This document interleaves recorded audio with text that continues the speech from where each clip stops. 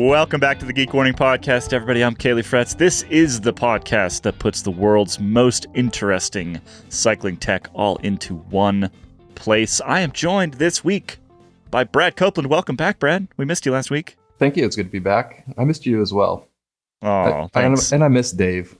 Yeah, we missed Dave. Dave's back next week. I think that the Geek Warning listeners of the world will rejoice at that fact. Also joining us this week, Ronan McLaughlin. Welcome back, Ronan. Thanks. I feel welcomed. Thank you. Oh, good. I'm glad you feel welcome. That was the idea. For the benefit of the listeners who obviously are listening to this and can't see it, Caley just pointed out that Dave would be back next week and pointed behind him, which kind of confused me. It's like next week is in front of you, not behind you. Maybe Dave's behind him. Could be. Dave is in every time zone at the moment. It doesn't matter if it's day or night here. Dave seems to be awake. So I don't know exactly where he is or what he's doing, but I think he's everywhere. Which either speaks to his level of jet lag or some sort of round the world Lyle Wilcox kind of adventure. What are we thinking? Both? I think he's up late watching the Northern Lights. That's what I saw. Oh, I did see that. I saw that posted. All right, let's get into today's show. We're going to open up today with a bit on bike matrix, which is something that Ronan has been looking into quite a bit, and I think that Brad will be pretty interested in. I'm certainly interested in it as somebody who never knows what's compatible with anything else. We're going to talk very briefly about some new Campagnolo stuff, a prototype that Lachlan Morton has been riding around Australia. Ronan has something that's on his mind, and I have questions about my mountain bike build. And this is going to be an Ask a Wrench one-on-one style, I think, later in the show. Finally, we're going to wrap up today's episode about an hour from now with a short piece of an interview that Ian Trelor did with Tom Ritchie about, Tom's long history in this industry and all the various things that he has done. The full version of that interview is for members only. It's on the members only feed, so go sign up if you want that. But yeah, let's kick off, Ronan, with this bike matrix thing. So you've been working on this story for a little while. It sounds like a really cool bit of tech, but for the benefit of the audience out there, what's the sort of headline on this thing? What is this going to do for us? Yeah, I first became aware of Bike Matrix at Eurobike. So what's that? Basically 2.5 months ago at this point. And what it is that it aims to be a simple solution to compatibility confusion. And when you say tech, it's not tech as in like components, but it's software that a trio out of New Zealand have developed. They've called it Bike Matrix, and it's designed to integrate with local bike shop and online retailer point of sales to quickly and easily answer, is this part compatible with that bike? And specifically for like a rider or a mechanic, which Brad obviously is, so can give us some expert opinion into insight into this. It can answer not only is a part compatible with a bike, but you could just simply pick any bike that's on the database and select that you want to change the brake pads, for example, and then it'll recommend compatible parts in stock in the shop that you're either in or the website that you're visiting. And so I think the best example of that is like brake pads. While the bike may have Shimano Ultegra and Shimano has brake pads that are compatible, there may be others from, Clark's or Swiss Stop or whatever that are also compatible, are in stock, maybe cheaper, maybe better performing or whatever, but Bike Matrix will provide a list of compatible parts to the user. And those parts are like, I guess the whole idea is that they're guaranteed to be compatible with the bike. Sounds really interesting to me. So some of the magic is lost, though, in terms of the bike shop's expertise. That's the only negative I could point to in something that is a point of pride of mine. So, but I can also fall on my own sword a bit and say that I would definitely have found this useful. I've been in bike shops for almost 3 decades now. And, objects or software, tools like this, references like this have sort of popped up here and there, but never in a consolidated place. For example, your brake pad chart or derailleur hangers or things that are common, but yet totally uncommon among brands, things that are not shared standards. And one thing in particular that you mentioned about the brake pads there, Ronan, was that I would find this tool particularly useful in is Shimano, when they revised the sort of numerical nomenclature of their brake pads, when they've updated, whether it's the compound or the backing material or what have you, you go searching for the old one, it appears out of stock from your vendor. which then triggers, a snowball of searching around trying to find the very compatible or third-party brake pads. Not realizing maybe that there's been an update yet. So a tool that would sort of automatically kind of track that and update that would certainly streamline the efficiencies in a bike shop, and I would appreciate that quite a bit. I think considering they conceived this idea like 18 months ago, have turned it around that quickly and won an award at Eurobike this year, and recently got like a $2 million New Zealand dollar investment. So that's what I was going to mention. Big industry players have put a bunch of money into this, which I think is quite interesting. Seemingly just one veteran industry player. I mean, as I was looking into this, sort of the questions for me were like, we can all automatically and very quickly realize the potential with this. Like, it sounds great. Anything that simplifies compatibility questions is we're all going to welcome that. I think just to demonstrate a bit of the power that their algorithm has, it can, like, if you've got, again, let's pick a Shimano Ultegra equipped bike and you live in a flat area like the Netherlands, you're planning to do a cycling holiday on Alpe d'Huez and you want a bigger cassette, it won't just like recommend cassettes that are compatible with your Shimano Ultegra group set. It will know if your Ultegra derailleur spec on that bike is medium cage or long cage, and is it compatible with the tooth size cassette that you're looking for. And if not, it'll recommend a different derailleur, or it'll just tell you that it's not compatible cassette. For like even going deeper again, like if you are considering upgrading your wheels and you show it a set of, you've got any bike that currently has either tubular or clincher tires, and you're looking at a set of hookless wheels, say Envy or something, it will actually say, like, it's smart enough to know that not to rule out those wheels because your current tires are not compatible. It will say these wheels will work, but you're also going to need to change your tires, and here are tire options. Will the tire options be what some of the wheel brands say, or what according to the Bike International Matrix, Standard Organization say? According to Bike Matrix, everything they have built in there is ETRTO compliant. That's probably the best idea from a legal perspective. I think it also, like, just in terms of like stock management and that for shops, also like Brad, you might have like, I don't know, a bunch of brake pads that are sitting somewhere gathering dust, and you keep reaching for the Shimano ones, and when the Shimano run out of stock, you replace them. Here's an option to know what you've got in stock. But there are challenges as well. Like, according to Bike Matrix, this is obviously like headline numbers, but there are 1 billion bicycles on the planet, 40 plus components per bike, and over 1,000 compatibility not so standards.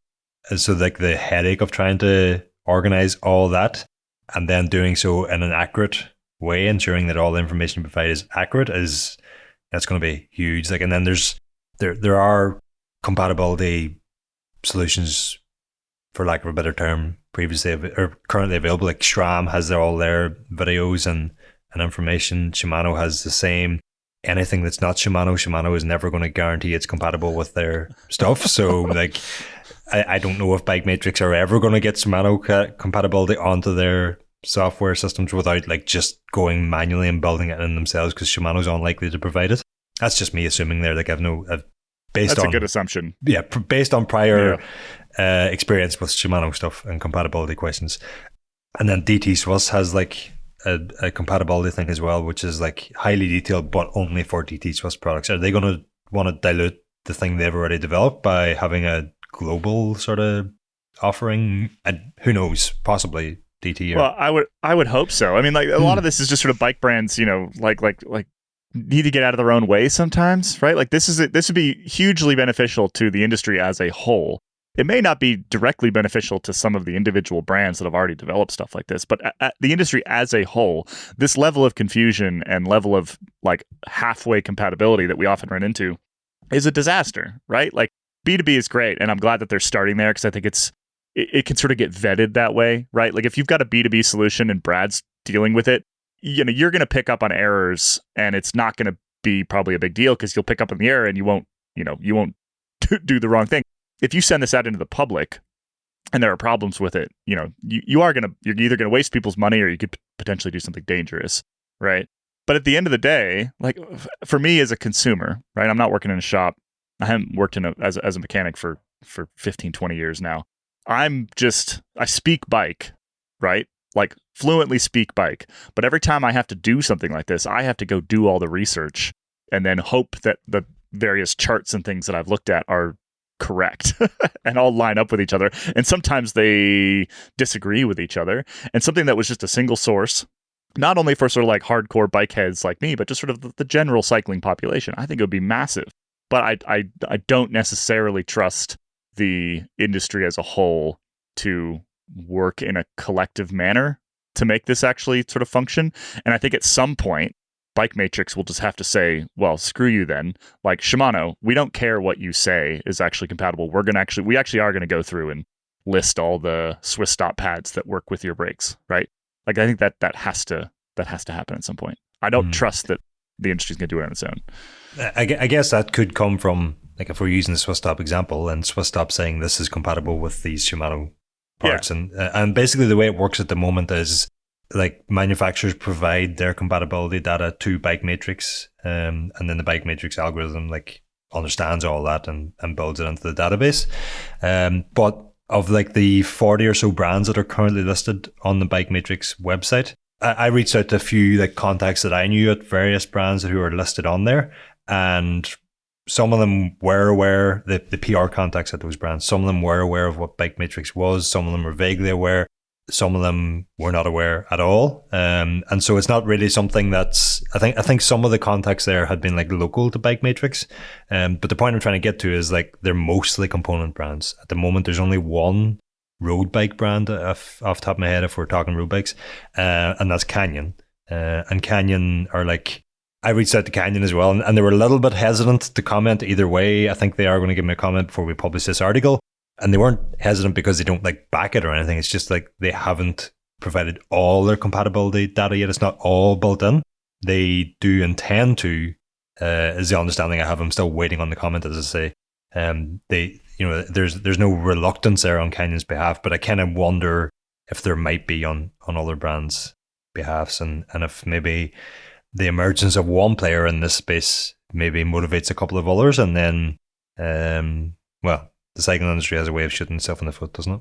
Yes, it struggles to get out of its own way sometimes, and I was concerned about that too. We've seen, I think, a few examples over the years of open sourced or shared kind of free use designs. ISIS bottom bracket standards from the early 2000s come into mind, and you know, I think fundamentally a lot of these brands don't want to share a lot of standards with one another because it sort of takes away from what they can offer as a proprietary or a technological advantage or an innovation. And so then you have to hope that not only is their information provided, but it's up to date and current, and that somebody from the brands is sort of on top of that to ensure that that's happening.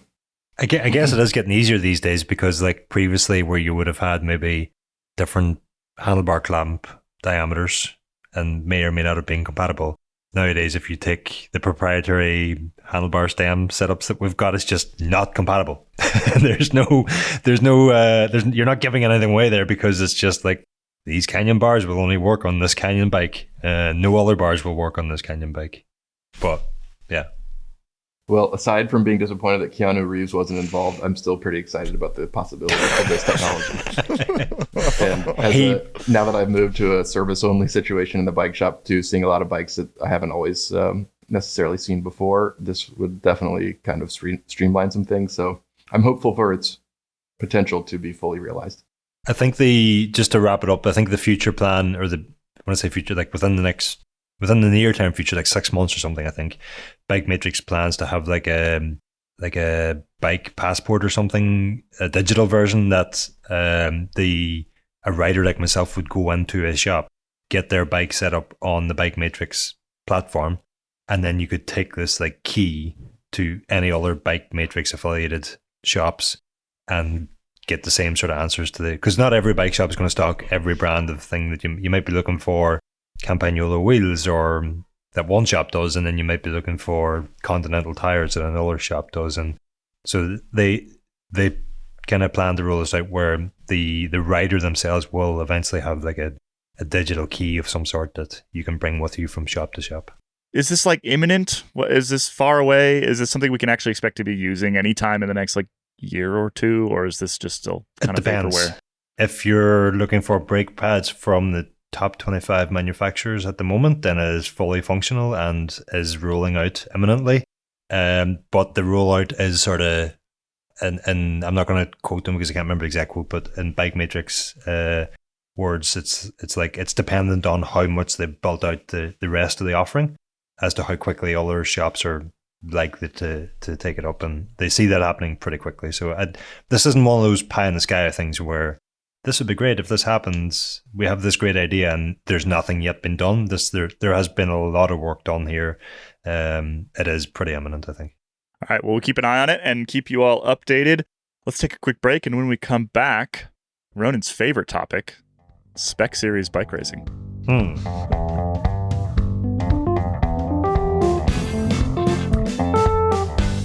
Welcome back, everybody. Ronan, you had an interesting observation. You chucked it in the run sheet here. You say potato, I say potato. Okay. What did you notice recently? Or what was this light bulb moment for you? I mean, so Escape Collective began March of last year, and one of my first assignments was to investigate what it would look like if every team in the World Tour had the same equipment, the so-called Spec Series, and I kind of went a bit too deep on that assignment, and it turned into a very interesting article. I think you can check it out. We'll maybe put the link in the show notes or something like that. But it took me another 18 months after that to realize that the closest thing we have to a Spec Series is the specialized equipped teams like Soudal, Quickstep, and Red Bull, Bora, Hansgrohe. And it was only over the weekend I went, they are apart from their clothing, they've got the same bikes, the same wheels, the same tires, the same handlebars, the same helmets, shoes, everything bar their clothing. Or at least access to the same things. Yeah, like not every rider might use the exact same setup, but mostly they're on they're like Alaphilippe might have a two-piece handlebar setup instead of the aero integrated system, but mostly the teams and riders are on the same equipment. And I kind of thought, like, I hadn't really looked into that or thought that much about that when I was writing that article, but it seems to me like the closest thing we're ever going to have to a Spec Series. And then what I couldn't quite figure out, and I want to get your guys' takes on it, is like, is those two teams being the closest thing we have to a Spec Series an argument for a Spec Series or an argument against a Spec Series? Or is there any argument to be taken from the fact that they've got the same setups? Well, as a mechanic and enthusiast of the technical side of the sport, I have to throw my hat into the I like everybody to have different stuff category, because it makes things interesting. It allows teams whose physical talent may not be matched to one of the top teams in the league still have maybe some other opportunity to exploit some technical capabilities that give them more of an advantage here or there. So as someone who's been a race mechanic for a number of years and in a bike shop appreciating bikes for most of my life, I like to think about all the different ways a bike can be manipulated to serve the rider, and by sort of eliminating that set of variables, it kind of makes things boring for me. So but it's common among car manufacturers to do a Spec Series race with like a single make race, and it makes for very tight racing. Of course, the motor is also held to the same standard, which wouldn't exist in a cycling competition. But it's good for gathering marketing assets at least, and having some things like that. So you can't blame a company like Specialized who emphasizes that heavily to want to make sure that they have every opportunity to showcase their products. One team or another, or in some cases even three World Tour teams competing in the same race. So in the Specialized Spec Cup, if that's what we're calling this, the clear winner, is Soudal Quickstep. Is it? Yeah, I think so. Well, just by I guess the clear winner is Remco Evenepoel. It's Specialized. Yeah. Mm-hmm. Yeah. Just by victories, right? They've got 30. Red Bull Bora Hansgrohe's got 23. I guess you could do sort of UCI points. There's a whole bunch of different ways to kind of parse that, right? But or you could say like, Red Bull Bora Hansgrohe just won a Vuelta. So is that bigger or smaller? Or there's a million different ways to sort of like cut that up. I actually think now that we've sort of realized this, I think it'd be kind of fun to pay attention to this throughout next season. And make like our own Specialized Spec Cup. I think it'd be fun. Maybe Specialized does not sponsor this podcast. Yeah, maybe we're doing specialized marketing work for them at that point. We should do a fantasy league, right? Yeah, Specialized product will win today. Maybe they should do this. I mean, it's slightly disappointing. I have to admit that I didn't realize this last year because you also had Team Total Energies. Yeah. And if you throw them into the mix, I'd say at that point it's like the argument for a spec series is that it would make racing more competitive. It would level the playing field. And I think when you throw Team Total Energies into the mix and considering that they had all the same equipment, that proves that you would not be leveling the playing field. Here's another way to measure it. All right, so I'm literally just poking around Pro Cycling Stats right now. And if you compare, so they have a statistic that's basically most popular teams, and that is based off of the number of clicks on the rider pages of all the riders on that team, right? So if you're looking at this from Specialized perspective as the Specialized Spec Cup and you're a marketing person over there, that's actually maybe what you care about more. It's like how much did the world care about these riders? And if you sort it that way, then Red Bull Bora Hansgrohe is victorious by a pretty decent margin, actually. So I don't know what 11,261. I don't know 11,261. Like, is that what is that? I don't know. That can't be clicks. But then the Sula Quickstep squad is 8,600. So can you go back 12 months before the Red Bull thing was announced and see if it was still the same? Not because it might actually be Red Bull's marketing team that are most interested here. I had the same thought. I was wondering how much of that could be directly contributed to the riders' talent, or if it has something to do with the marketing engines behind the teams that aren't Specialized. Now you have to look outside of Specialized to figure out the truth. I mean, I think in general, like when you see people spike, like riders spike in interest on Pro Cycling Stats in particular, it's usually because they won something generally, or they did something interesting, right? Or they tested partly the marketing, but partly just like performance. I guess, yeah, just sort of counter argument here. And I'm not necessarily saying I believe this or feel this way, but like, while I appreciate the sort of the technical aspect of everything, just bringing it down to like, which of these teams did better with the same stuff, that is actually kind of a fascinating way to look at it as well. And you could argue that there's still probably gains to be found in the margins there, even with pretty much exactly the same equipment. I think it's fun. I think we should keep an eye on it for next year. Who do you think is going to win for 2025 season? And Specialized, if you are listening, see if you can get a third or a fourth World Tour Pro team on your books there and give us more data to play with. Yeah, we used to have 3. Come on. So Soudal or Red Bull? I guess it probably depends where Remco goes. But assuming Remco stays, who wins the Specialized Spec Cup 2025? I'm gonna go with based Soudal. on we'll call it based on victories, not popularity, because I don't really know what that means. We could just do it the same way as we did our draft at Escape Collective, where it's based on UCI points. Yeah, I think with the current trajectory of both teams, I think Red Bull still take it next year. I think you're probably right. Yeah, they're picking up more interesting riders. If Remco has 3 bad days, Soudal's in trouble. Anyway, we're getting more into racing chat. This is Geek Warning. Let's pull it back. But I do think it's an interesting thing to think through. If you have ideas on how that might work or how we should keep track of this, drop them into the Geek Warning channel on Discord, and we'll have a little discussion over there, because I do think it's a fun concept. Should we get into some news hits before we get into what's on our minds and a bit of Ask a Wrench? So, announced in the last week, since the last episode, let's start with the Campagnolo one. So, some updates to Campagnolo's wireless Super Record group set. Not a whole lot to actually discuss here, right? Some new colors, some new chainring sizes. That's kind of it. Did I miss anything? No longer using hollow crank arms on this group.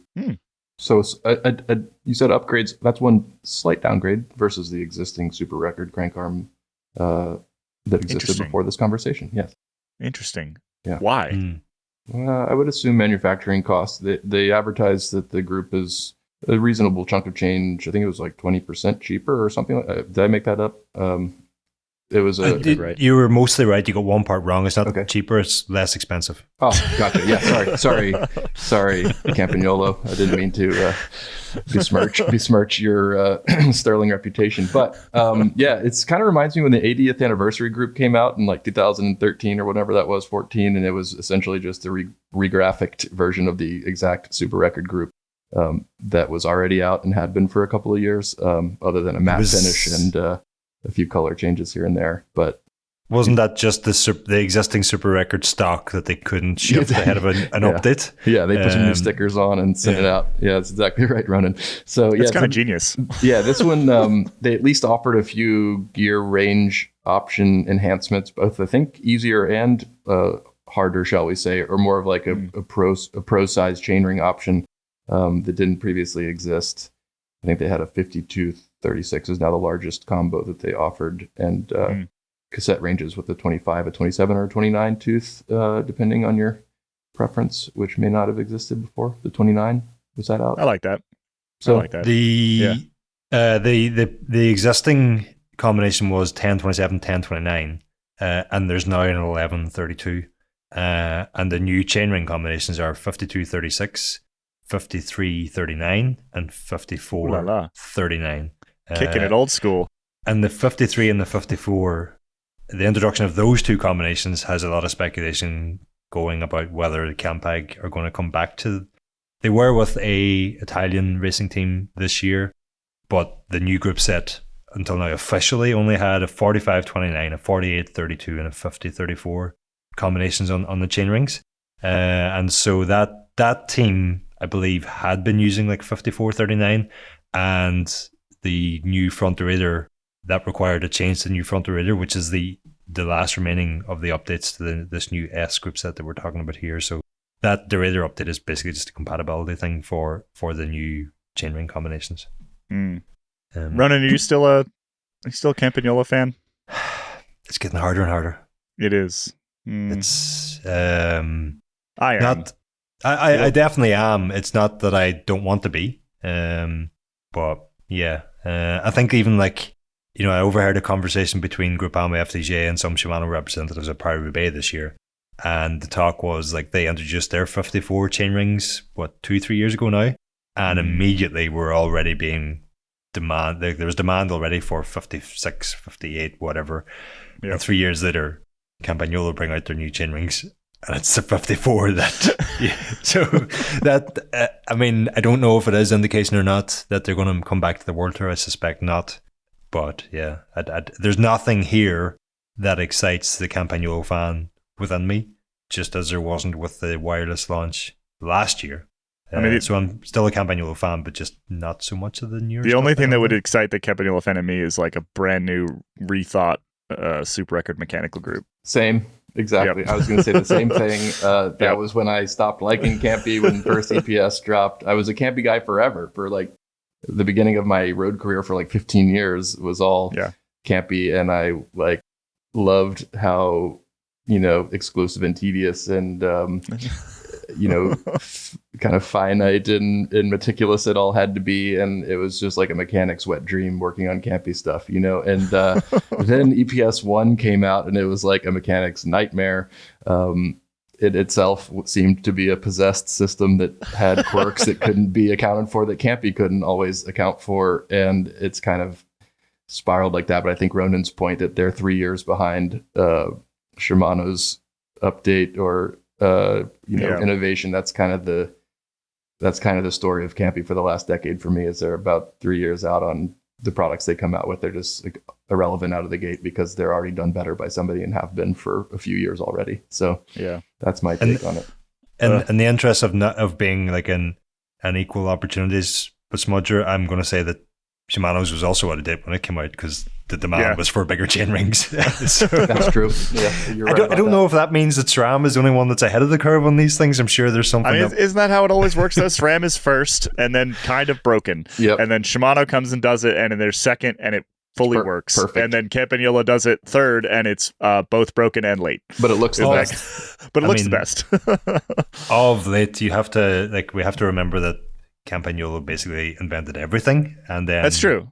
At some point in time, obviously they were beaten to quite a few things recently, but for a long time they were like the first to 10, the first to 11, the first to 12, the first to going way back, quick release, the first to do a wine bottle opener. I still love the look of it. Like I would love an e-car group for a gravel bike. I think I had Super Record Mechanical on my travel bike that got stolen, that then came back to me, and I still have the crank because, sort of to return to your point, Brad, the thief couldn't figure out how to get it off because it was reverse threaded. Yeah.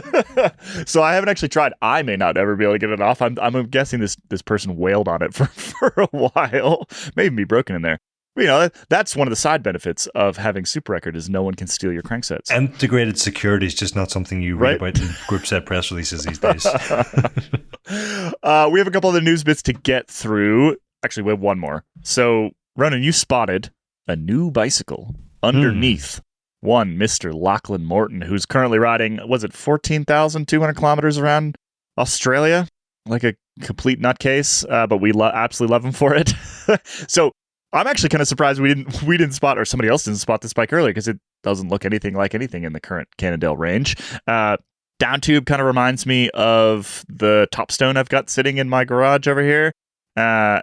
The back end looks very synapsy, and I think that we've kind of come to the conclusion that this has to be some sort of new synapse, even though that bike is not actually that old, because one, from like a marketing perspective, that's the bike that Cannondale would put Lachlan on, right? Like that makes perfect sense, sort of all lines up with the marketing objectives of Lachlan himself.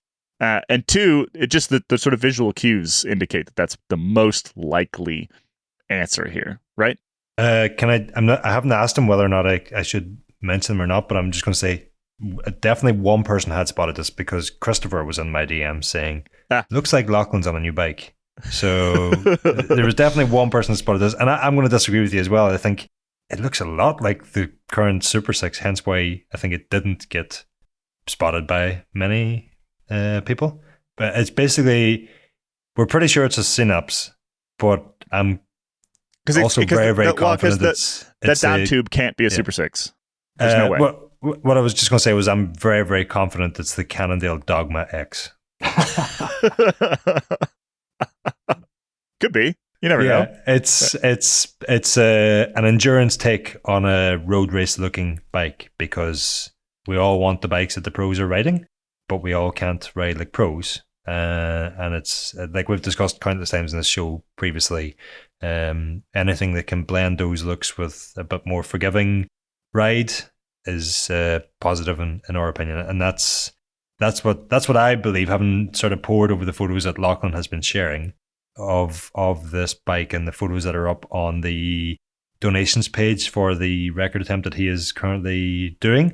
I'm pretty sure it's a new Synapse taking the sort of lightweight racing looking endurance bike. I'm struggling for words for some reason. He's also on like a 50.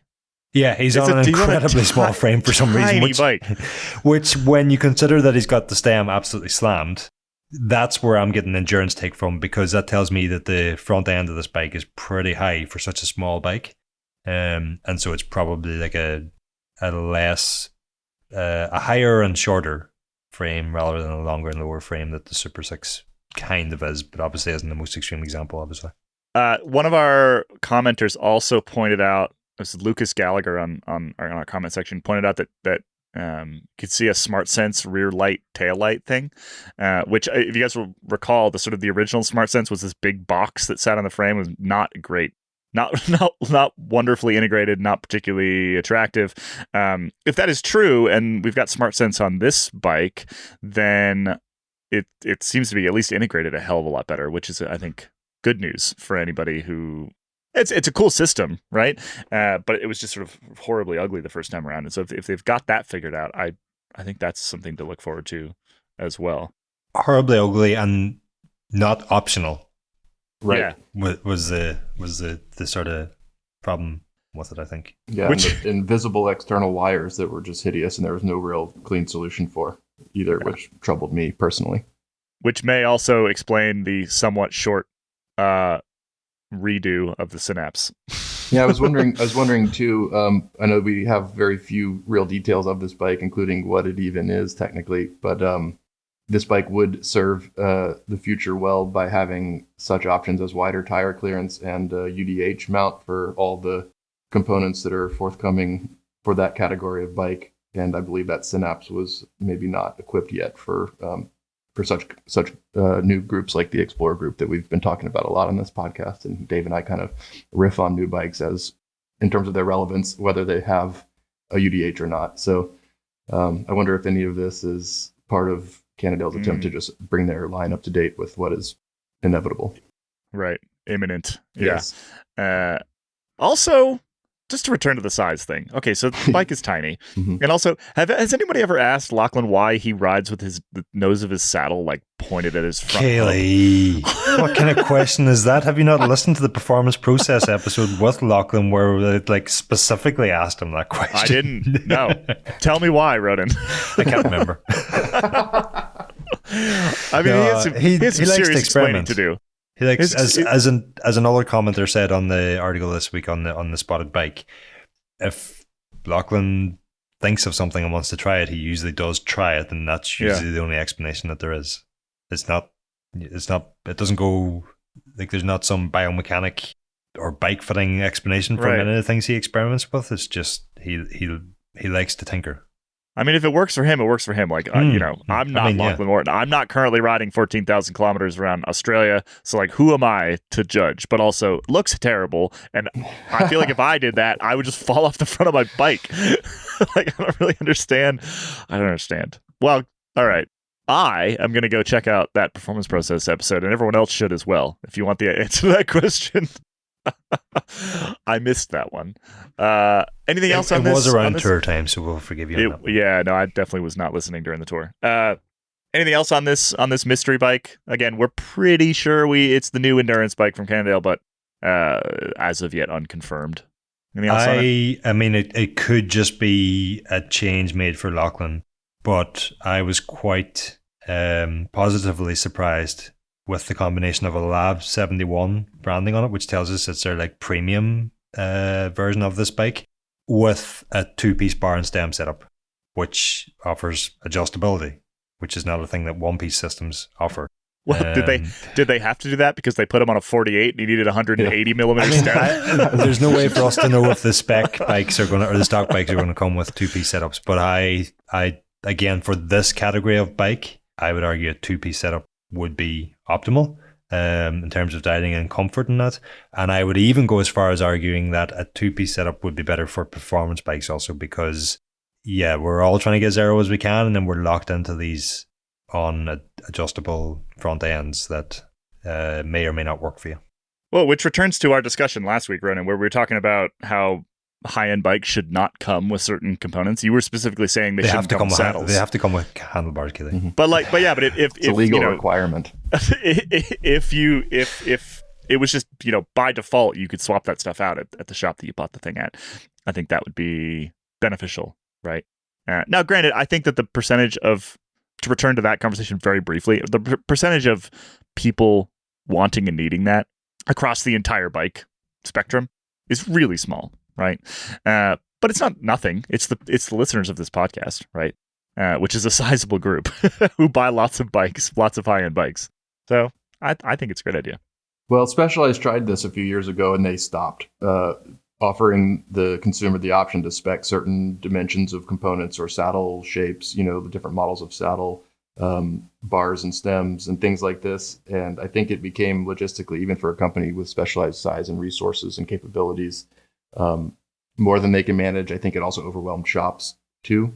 I agree though that when you're buying a bike for $14,000 or $15,000 and it comes with a 1-piece bar and it's not the right size for you, and then you're on the hook for like $300 to $500 if you need it installed and it's internally routed and blah blah blah. That's a lot to kind of add on in the last minute when you're already spending that kind of money. So I'm not convinced that 1-piece is the solution until you really know exactly what you need. So it's an interesting trend, and I hope to see it kind of fade away. Well, before we move on from the Cannondale stuff entirely, that story is up on the website. You can go look at those photos. Ronan put that up earlier this week, and so it's still sitting in the tech bucket there on the homepage. Go find that. As usual, the comment section is kind of the best part of the articles that I read. And the same goes for the World Tour's clothing sponsorship deals piece that I just published. Quite often they say the things that I couldn't. So, but wish you could, right? Yeah. So worth a delve into the comments section there. Ronan and I were joking before we hit record today that we should just put a little thing at the bottom of all of our stories that say, we told you what we could tell you, but we do know a lot more. Yeah. Almost always. You know.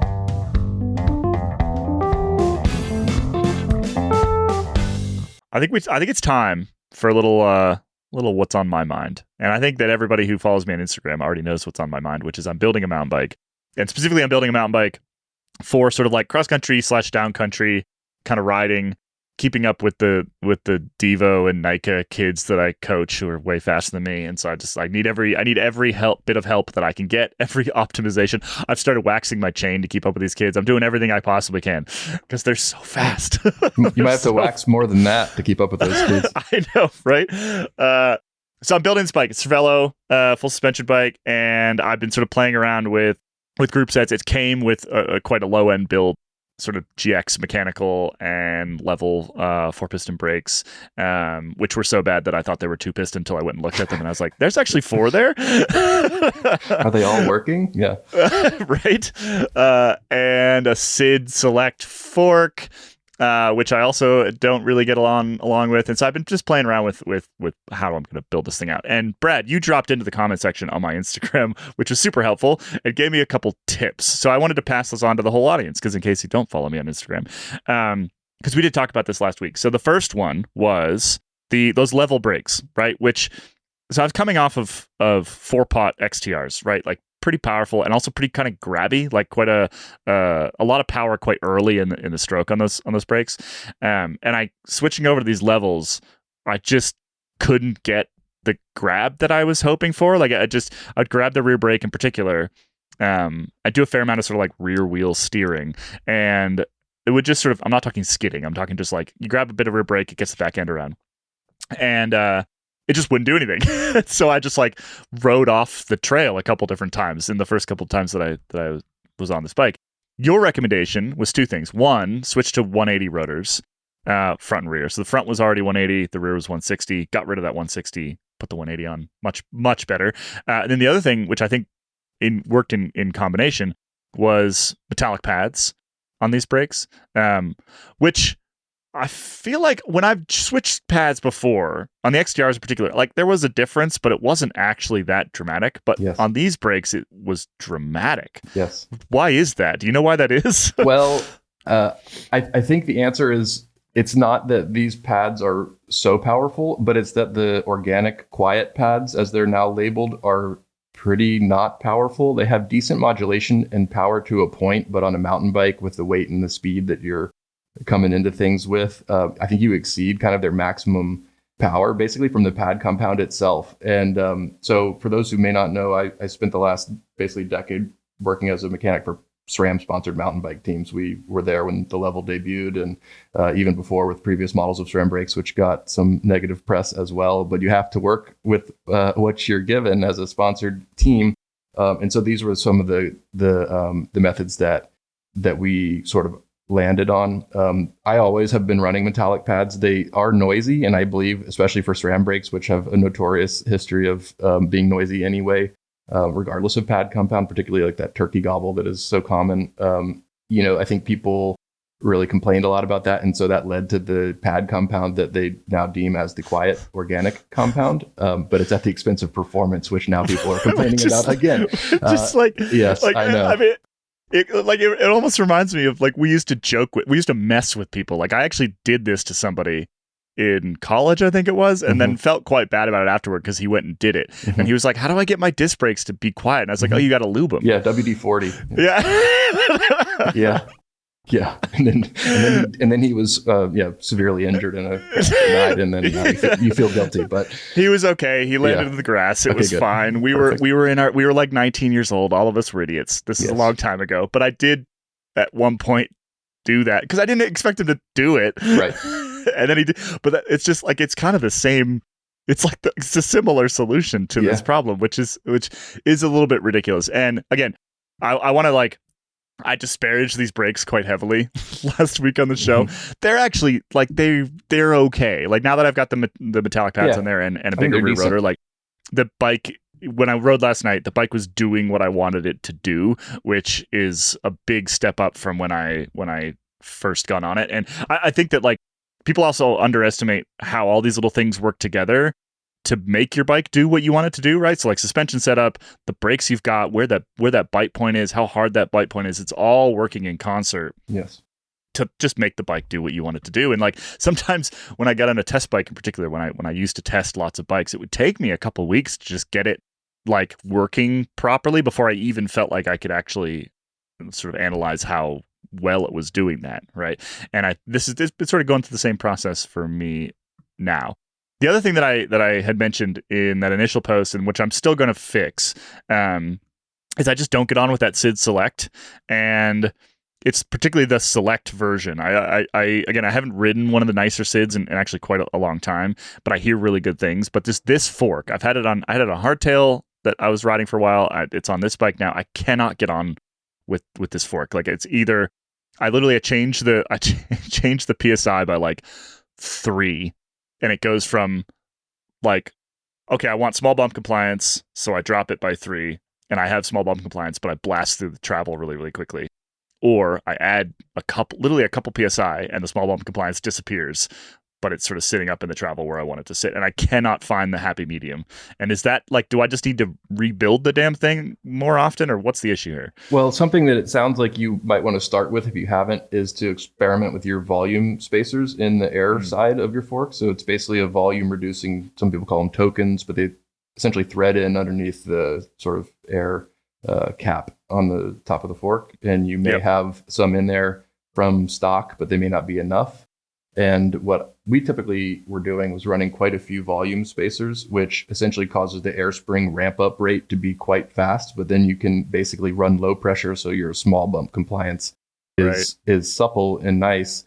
But then you don't dive deep into the travel because the spring rate increases so much more rapidly when you increase the amount of volume spacers that you're using. So it doesn't dive as deep and it doesn't sag as low. And it allows you to actually run probably like 10 PSI lower if you were running like, if you had 1 and you maybe put 3 in there, drop 10 PSI, you'll still get probably a similar amount of like the occurrence of bottom out will be roughly the same, but you'll get a lot more sensitivity and also less dive. Yeah, I played with the volume spacers a little bit on that hardtail, and it got better. I did exactly what you suggest, which is to add a whole bunch of them. I think it had none when I first got it. Added a whole bunch. Probably. Yeah. I think I had ended up with 2 or 3. I'd have to go check, but that did make a big difference, and I wonder if that will help solve some of this issue. Because like last night I ran it low because I wasn't riding trails that I wasn't gonna be hucking off anything. I was like, I need the small bump compliance more than I need to to not blow through my travel all the time, and that's really not a good place to be. So I'll try that. I do think I'm a big fan of the Fox Stepcast stuff, like 34 Stepcast, and I'll probably just do that because I know how to set it up. I've got it on another bike. I'll just dial it in like 5 minutes and be happy. But I appreciate your insight. Yeah, one other thing that I believe is a possibility for the SID Select is to actually purchase a race day, like the sort of SID Ultimate spec damper, and put it in your fork. They sell it separately, and they're retrofittable. Among certain models, I have to check. We need the bike matrix right here, right now. Look at this. We would know, and we don't know. We think we know, and that's dangerous sometimes. But I believe that that is it's basically a more sophisticated damper, so it would accomplish a lot of what you're talking about, just due to its sort of more sophisticated valving and whatnot inside. So that may also be an option that is not necessarily cheap, but certainly cheaper than a whole fork would be.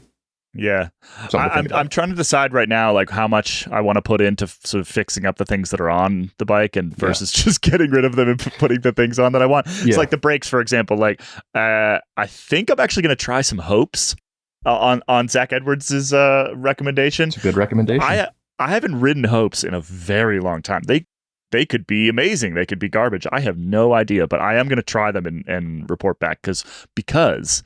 Similar to sort of the Campagnolo discussion, they're gorgeous, beautiful products. Oh my god, absolutely gorgeous. And so if they work, I'm all about it. Can I make a proposal, Caley? Did you have was the Cervelo your first choice, or did you have something else? Maybe just a frame or something that might have been a preference. Well, I've been riding an Epic Evo for a very long time. Okay, could you take the and perhaps we need Bike Matrix here again. Could you take the components you're taking off the Cervelo, put them on another frame that may, on paper, be better, and then run the two of them and see which is actually...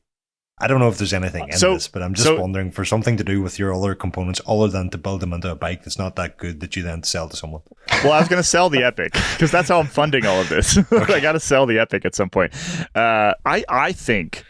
So this Cervelo, the ZFS 5, is basically a blur. Could you just get another Cervelo? And no, there's no point in doing that because you'd just be rebuilding the stock bike. Yeah, that's what we do. Like I tried to get a frame from Cervelo before, and I couldn't get a frame, and so what I actually have is an old media bike. Like it was tested by some other magazine, and then I got it. And anyway, so I actually really like this frame. I really like this frame. Like I've started to dial in, and even like the rear shock is just sort of a lower level RockShox thing, and even with that, it behaves better than the Epic did. I loved that Epic. The Epic was my favorite mountain bike ever. And I still think that the Epic goes downhill a little bit better, but the Cervelo climbs significantly better, like way faster. It's pretty light. Like I've got it down to like sort of low 26, high 25 pounds with still very heavy components like left on it. I've been really impressed with it. And yeah, I consider getting another Epic, but I don't know. Mix it up a little bit. Yeah, so like the rear end of this, the rear suspension is basically what do they call it? Super light. It's like has a little flex pivot in the, I think it's the seat stay. Yeah, it pedals significantly better than the sort of single pivot that's on the old Epic. So I've been pleased with it. I just want to get the components right, and I'm getting closer. Like last night was significantly better. I was out with the Nika kids and did a nice loop, and like the bike felt like my bike for the first time. And yeah, that's basically what I'm going for. Anyway, we've spent too much time on my bike already. I appreciate your help, Brad. I'm gonna continue posting up things on Instagram as I update them, and at some point, Dave has demanded that I do a joyrides or staff joyrides thing on the site, sort of talking through all of this whole process, and you know, basically from that bike full complete bike was $3,400 at like full cost. Was on sale, but like you could you didn't have to be a member of media or the industry to get it for that price. And so to take that and to make it feel like, you know, that Epic that I had was a $12,000 bike, to get that to that point for a heck of a lot less than that actual gap in cost. I think that's sort of my goal with this whole process. Maybe that's the answer. You put the stock components from the cheaper bike, because it's the same frame, the Cervelo, onto the Epic, which was originally 12 grand or whatever. Yeah. And run them back to back and decide whether that's better or worse. Yeah. Tally up how much you spend in the end in the Cervelo. Not necessarily better or worse, but like faster or feels better. Or I think the Cervelo is already faster. I think it's already faster. And it's still heavier. Like the Epic, I got down to sort of 24-ish pounds. Like same tires. So some of the like really key stuff. The other thing I was going to say was that for a large proportion of the conversation you just had, I can't remember. We weren't speaking Ronan for a little while there. You were not speaking time trial nor arrow, and so if you're listening to this and you're in the same boat as myself, I did get the temptation to start thinking about what I could build, what I could optimize, and so if you've got a suggestion there, let me know, because I don't have the money to do it, but it would be a nice thought experiment. Let's move on from my mountain bike. Ronan, we promised this PSA last week, and then we never did it. So it's a very quick one. What's your PSA this week? It's a PSA I used to deliver in schools, but I see more and more often on the local adult group rides, and that's just to fix and fit your helmet straps, because your helmet straps play a significant role in keeping the helmet on your head in the event of an accident. And if they're not fitted correctly, and that means like the Y-splitter yoke should be sitting just below your ears, the strap should be like not tight, you can't move your mouth or breathe, but tight to the bottom of your chin also. And the rule of thumb I used to have for actual overall helmet fit was that if you take your two fingers, what's that, the index and the middle finger, is it? Your fingers on your eyebrow, the brow of your helmet should come down to meet your top finger in that example. Now, I don't know if I'm explaining all that well over the voice medium here, but I think I'm making sense. You put as if you're throwing someone two fingers. You're making that Italian like fake like The finger gabagool. wave. Yeah. Imagine you're really annoyed with someone. You're sticking up two fingers at them. Lock those two fingers together. Turn them back towards your face. Put one on your eyebrow and have the other one on your forehead. And your helmet, the front of your helmet, should come down to meet your upper finger.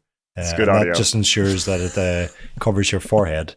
And then obviously the retention system at the back should be like somewhat tight also. This all stems from, like, I reviewed the Canyon high bar helmet that was announced recently. I reviewed that. That's a different take on helmet straps.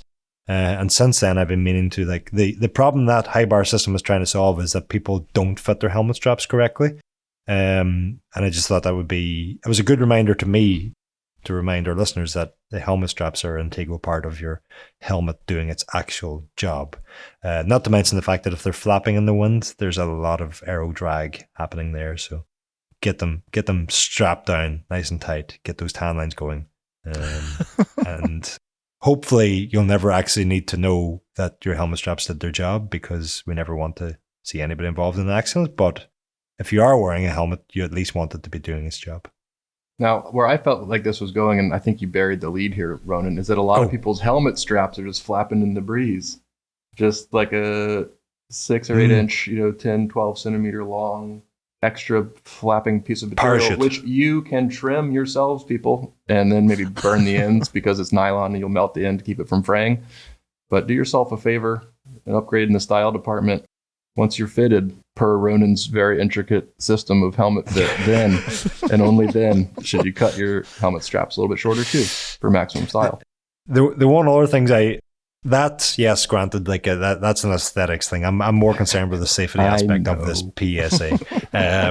But the one other thing I used to tell kids in schools also was that the retention system on the back of your helmet should be, even without your straps connected, if you like put your helmet on, adjust that retention system so it's tight against your head. If your helmet is fitted correctly, you should be able to like lean forward and the helmet doesn't fall off your head. And so the straps are like their worst case. That's when things go badly, that the straps do their job. And that is also why it's important that they're fitted correctly. So can't stress that enough, really. Let's get to Ask a Wrench. This is the last thing on today's episode. So let's hear, we got a question in from David Savage in Indianapolis. Let's hear from David. So I currently have 4 bikes, 3 of which have actual group sets, 2x11 Di2 road bike, 1x11 mechanical SRAM gravel bike, and a 1x12 mechanical Shimano mountain bike. And I've been strongly considering trying to move them all over to the same system, whether that's Shimano 12-speed or SRAM Axis, probably SRAM Axis, just for like ease of interoperability and having to have fewer spares around. And I'm just wondering what you think about the actual benefits of that. Am I overestimating how much that would make my life easier from a maintenance side, setting aside any performance benefits? Thanks. Keep up the great work. All right. So Brad. So we're working with David Savage's collection of bikes. He's from Indianapolis, Indiana, USA. So hello, hello, David. And it sounds like, to jump right in here, you might be introducing sort of more complexity than it seems like.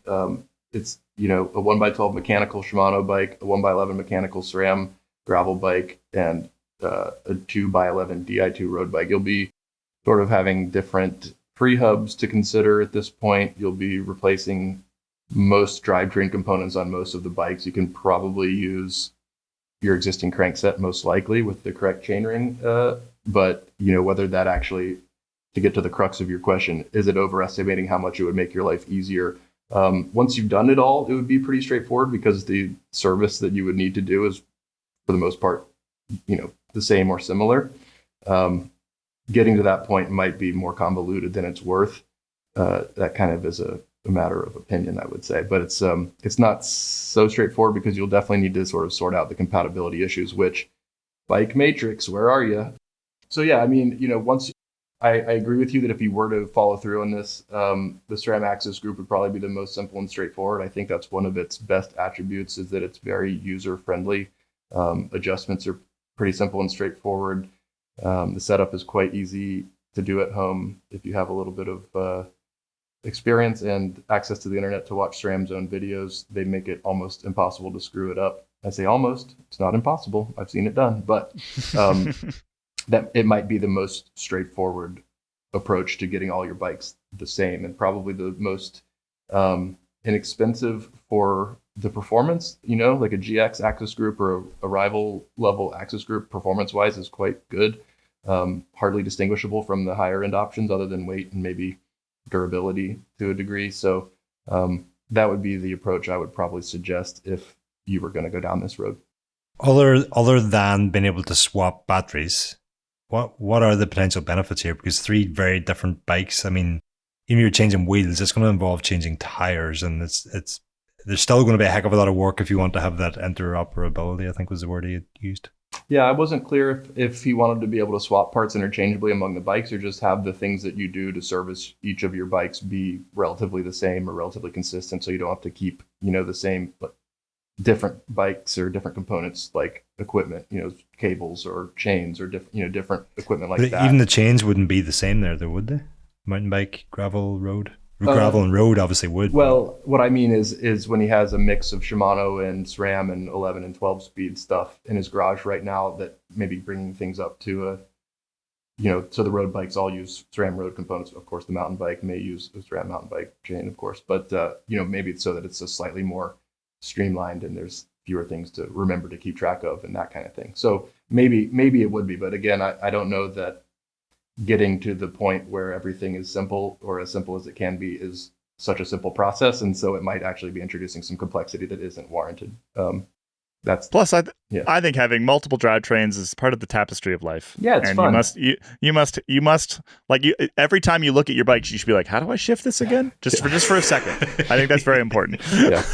I have 2 cars with 2 different formatted manual transmissions, and that's always a dangerous game when I go from driving one to the other and have to remember where reverse is or first gear, and then that cost me a lot.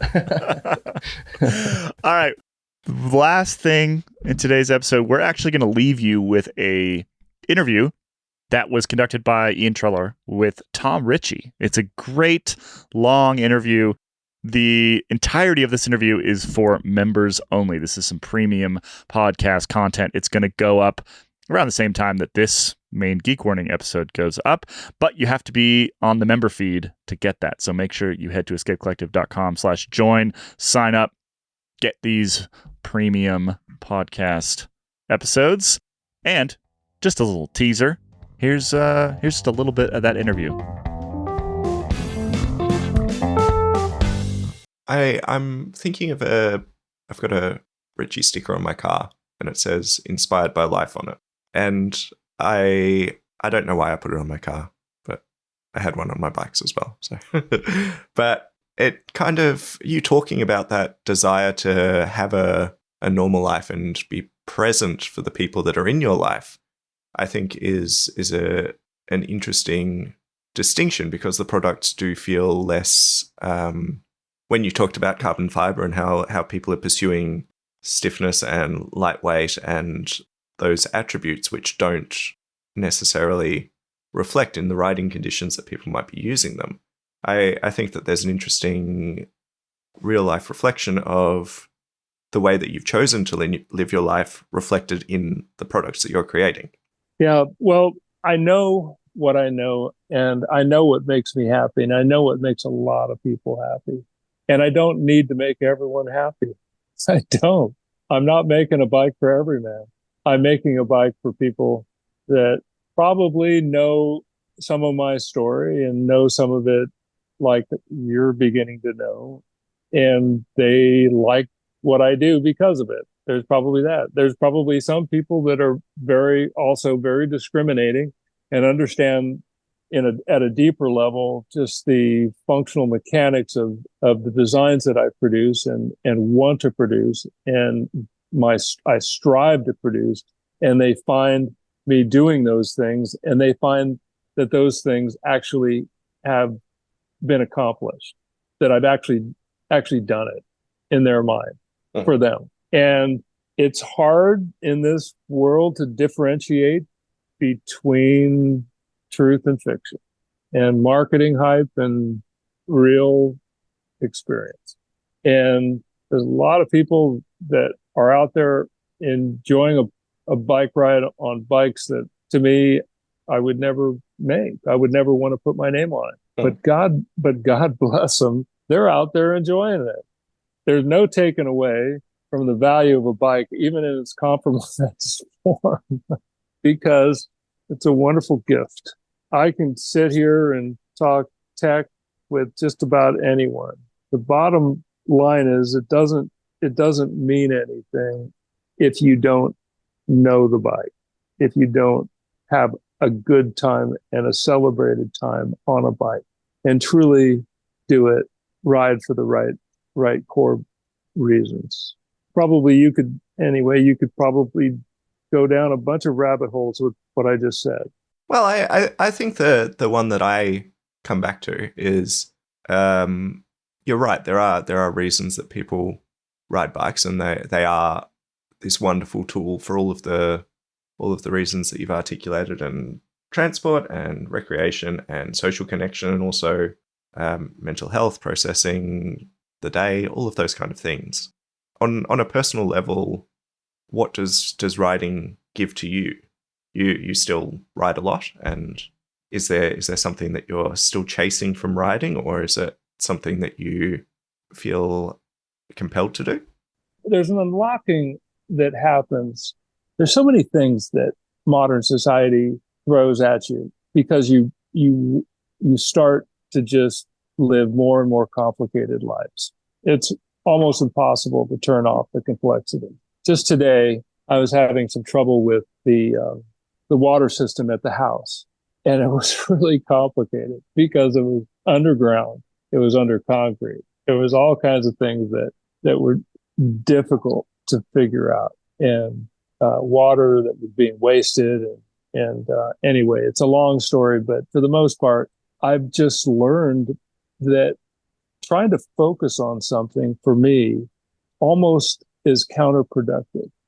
For me, taking time to go out and ride a bike so that you can think thoughts that are a higher level of ability and basically imagination is phenomenal.